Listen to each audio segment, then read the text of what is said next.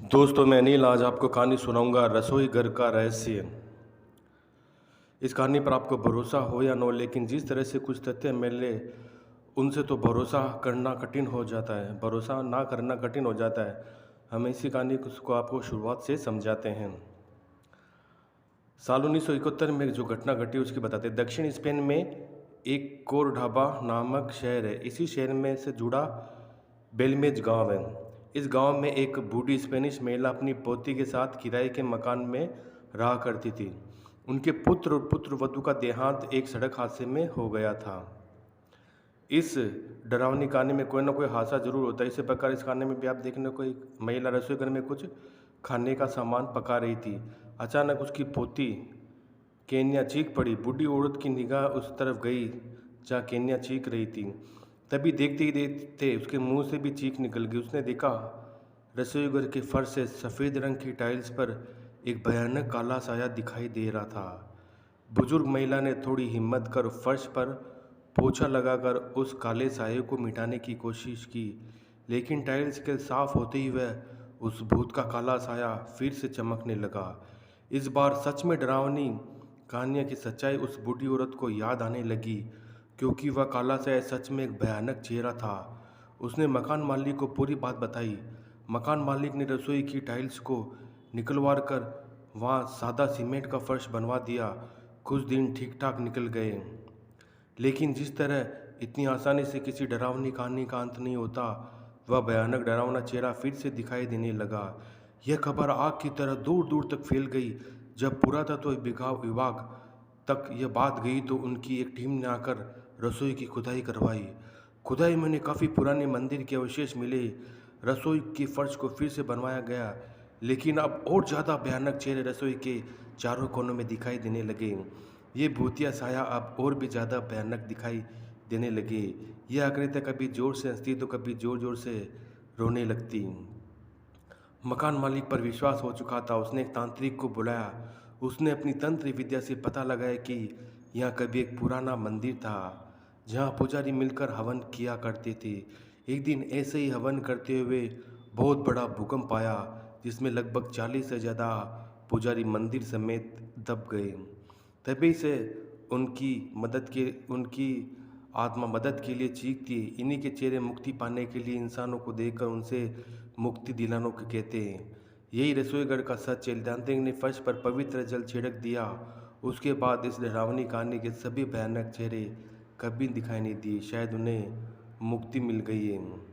क्या लगता है आपको इस कहानी में बताया गया है वैसा सिर्फ किसी भूत की फिल्म में ही हो सकता है या वास्तव में भी हो सकता है, ये मैं आप पर छोड़ता हूँ।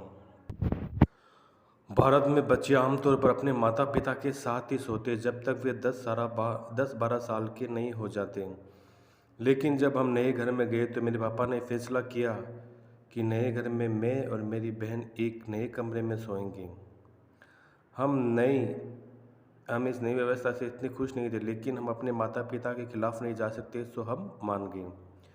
एक नए घर में एक नए बिस्तर में सोना मुश्किल था और किसी तरह हम उस दिन सोने में कामयाब रहे। आधी रात का समय बीता ही था। मुझे पता नहीं था, मुझे झटके लगने शुरू हुए। मेरी नज़र बाउंड्री वॉल के पास एक पेड़ के नीचे खड़ी एक औरत पर गई। वह महिला मुझे इशारे करके अपने पास बुला रही थी। मैं इतना डर गया था कि चीखने चिल्लाने लगा। जब मैंने चारों ओर देखा तो मैं मंद रोशनी में देख सकता था कि मेरी बहन अपने बिस्तर पर बैठी चिल्ला रही थी। मेरे माता पिता हमारे कमरे में ये पूछने के लिए पहुँचे कि हमारे साथ क्या हुआ है। मैंने उन्हें समझाया। मैंने एक महिला को पेड़ के पास खड़ा देखा है। मेरी बहन हैरान रह गई। उसने बताया कि उसने भी उसी पेड़ के नीचे खड़ी एक औरत को खड़ा देखा है जो उसे देख रही थी। हम रो रहे थे। हमने अपने माता पिता से कहा कि हम अकेले नहीं सोना चाहते। हमारे माता पिता हमें अपने कमरे में ले गए। हम उनके साथ सोए। अगले दिन हमारे माता पिता ने आसपास में इस बारे में पूछताछ की। ऐसा लग रहा था जैसे कि हमारे घर का प्लॉट एक यक्ष के मार्ग में पड़ रहा था। यक्षी का मार्ग यह महामार्ग है जहाँ यक्षी अपने रहने के स्थान विश्राम स्थल पर आती है। इस तरह का स्थानीय अंधविश्वास है। यदि आप नहीं जानते कि यक्षी क्या होता है तो मैं आपको इसके बारे में कुछ बता सकता हूँ। भारत में केरल में यक्ष एक अलौकिक शक्ति को कहते हैं। इसके बारे में कहा जाता है कि यक्ष उन महिलाओं की आत्माएं होती हैं जो अप्राकृतिक तरीके से मरती है, जैसे कि उन्हें कोई मार देता है या प्रताड़ना के कारण आत्महत्या करना आदि। ये रात में घूमते। प्राचीन काल में यक्ष के बारे में कहानियाँ थी कि ये बहुत सुंदर दिखाई देती थी। ये रात में यात्रियों को फंसाती थी, उनका खून आदि पीती थी। वैसे भी मेरे पिता ने पूरे घर की शांति और शुद्धि कराने के लिए हमारे चर्च के पुजारी से मिलने का फैसला किया। उसके बाद हमने कभी ऐसा कोई दृश्य नहीं देखा। एक लड़का जो कि एक कंपनी में काम किया करता था, उसे किसी भी भूत प्रेत पर कोई विश्वास नहीं था। वह भूत प्रेत को बस दिमाग का भ्रम मानता था। एक दिन उसके कंपनी में कुछ काम बढ़ गया, जिसके कारण उसे घर वापस आने में देर हो गया। वह अपने ऑफिस से देर रात को निकला। वह अपने बाइक से था। कुछ दूर चलने के बाद उसकी बाइक खराब हो गई। अब वह अपनी बाइक को पैदल ही लेकर चल दिया। कुछ देर के बाद उसे एक बस स्टॉप दिखाई दिया। वह कुछ देर वहाँ रुक गया। उसके पास एक साधु आकर बैठ गया। साधु अपने पास एक बीड़ी रखा हुआ था। वह अजीब तरीके से उसे पी रहा था। उस लड़के को आदत है कि वह किसी से भी बात करना शुरू कर देता था। वह उस साधु से भी बहुत बात करने लगा। इस बात में लड़के ने कहा, पापा, मैं किसी भी भूत प्रेत को नहीं मानता हूँ, बस सब झूठी बातें। साधु ने कहा, तुम भले ही भूत प्रेतों को मानो या ना फिर ना मानो, लेकिन तुम यह ना कहो कि भूत प्रेत नहीं होते, ये सब कुछ होते हैं। इस पर लड़के को थोड़ी सी हंसी आ गई। उसने कहा, भूत होते तो हमें क्यों नहीं दिखते? क्या आप मुझे अभी कोई भूत दिखा सकते हो? साधु को लग गया कि अब इसे जरूरी भूत दिखाना होगा। साधु ने लड़के को शमशान घाट की ओर चलने को कहा। फिर क्या था, वह दोनों चल दिए। रास्ते में उस लड़के को थोड़ा डर लगने लगा, फिर भी वह अपने डर को काम करते हुए आगे बढ़ता जा रहा था। कुछ देर बाद वह शमशान घाट पहुंच गए। शमशान घाट में भी कुछ लाशें जल रही थी। साधु ने उसको एक ऐसे स्थान पर बिठाया जहाँ कुछ समय पहले ही लाश जल जाती थी। साधु ने जमीन में एक लोहे की कील गाड़ दिया, उसे एक सफ़ेद धागा बांध दिया। इस धागे को अंतिम छोर उस लड़के को पकड़ने को कहा। अब उस लड़के को हद से ज़्यादा डर लग रहा था। उसकी सांसें तेज हो रही थी। इसके साथ ही उसका एक हाथ पैर भी कांप रहे थे। फिर उसने उस धागे को पकड़ लिया। साधु ने कुछ बताया कि साधु ने कुछ बतासों को 4 जगह पर रख दिया। सारे बतासे उस धागे के पास एक लाइन में रखे हुए थे। उसके बाद साधु ने लड़के को सावधान किया, अभी कुछ आत्मा इसे खाने को आएगी। जब तक वह इसको खाकर चले ना जाए तब तक तुम अपने हाथ के धागे को मत छोड़ना। यदि तुम ऐसा करते तो तुम्हें नुकसान हो सकता है। फिर साधु ने मंत्र पढ़ना शुरू कर दिया। कुछ मंत्र पढ़ने के बाद साधु ने उस लड़के को आंख बंद करने को कहा। फिर कुछ देर बाद आंख खोलने को कहा।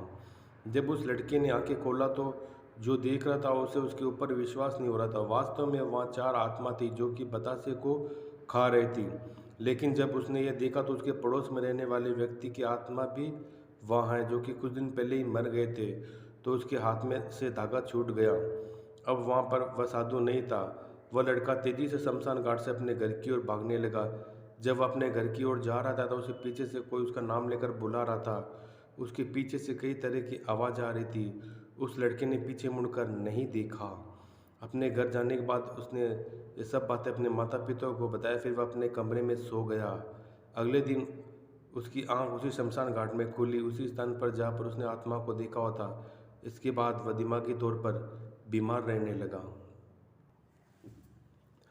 यह कहानी उत्तर प्रदेश के रहने वाले एक 15 वर्ष के लड़के रोनित के साथ हुई।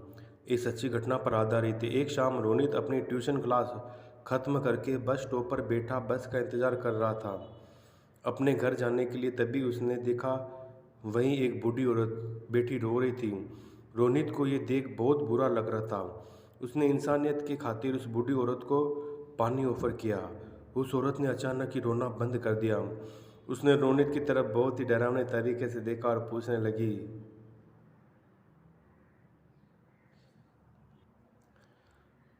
उसने पूछा, तुम्हें पता है मेरा पति कहाँ है? वरना तुम्हारे साथ ये अच्छा नहीं होगा। रोनी उसका ये सवाल सुनकर 2 कदम पीछे हट गया। उसे लगा कि शायद ये औरत पागल है। लेकिन वो औरत अपनी जगह से उठी और रोनी की तरफ बढ़ने लगी। तो रोनी ने जब उसके पैर को देखा तो उसके पैर उल्टे थे। वो ज़मीन से थोड़ा ऊपर हवा में थी। ये सब देख रोनित बुरी तरह डर गया। इसके साथ वैसा कुछ पहली बार हो रहा था। उसने अपनी पानी की बोतल वही छोड़ी और भागने लगा। भागते भागते वो सीधा अपने घर पहुंच गया और वो पूरी शाम यही सोचता रहा कि वो औरत कौन थी, मुझे इस तरह की बातें क्यों हो रही थी, मगर उसे कुछ समझ नहीं आया। उसी रात 2 बजे रोनित की नींद किसी के रोने की आवाज़ से खुल जाती है। वो जैसे ही उठ के बैठता है तो वही बस स्टॉप वाली औरत रोनित के बिस्तर में बैठी रो रही थी। उसके हाथ में वही पानी की बोतल थी जो रोनित बस स्टॉप पर छोड़कर आया था, मगर उस बोतल में पानी नहीं खून था। वो औरत एकदम से रोनित पर झपटी और उसका गला दबाने लगी। उसका चेहरा इतना डरावना था कि रोनित को वही खा जाएगी। वो बार बार ये कहती रही कि रोनित ने उसके पति को मारा है। रोनित डर के मारे ज़ोर ज़ोर से चिल्लाने लगा। तभी उसके मम्मी पापा भागकर उसके कमरे में आते हैं। उसने जैसे ही लाइट ऑन करी, वो औरत रोनित के ऊपर से गायब हो गई। बेचारा रोनित हक्का बक्का रह गया। अपने पेरेंट्स को वो सब बताने लगा। उसके मम्मी पापा को लगा कि शायद उसने कोई बहुत ही बुरा सपना देखा है। आज तक रोनी ने यह समझ नहीं पाया कि उस रात को उसके साथ क्या हुआ, लेकिन रोनित उस रात के बाद से कुछ महीनों सहमा सहमा सा रहने लगा। उसने अपनी ट्यूशन भी छोड़ दी, फिर उसे कभी उस बस स्टॉप पर रास्ते में नहीं गया। दोस्तों, ये आपकी कहानी अगर आपको पसंद आई हो तो कमेंट बॉक्स में कमेंट करें। दोस्तों, आज के लिए इतना ही, फिर मिलते। धन्यवाद। दोस्तों, अगर आप मुझे कहानी भेजना चाहते हो तो मेरे इंस्टाग्राम आईडी पर आप भेज सकते हो। मेरी इंस्टाग्राम आईडी है अनिल सारस्वत 2021। फिर मिलते। धन्यवाद दोस्तों।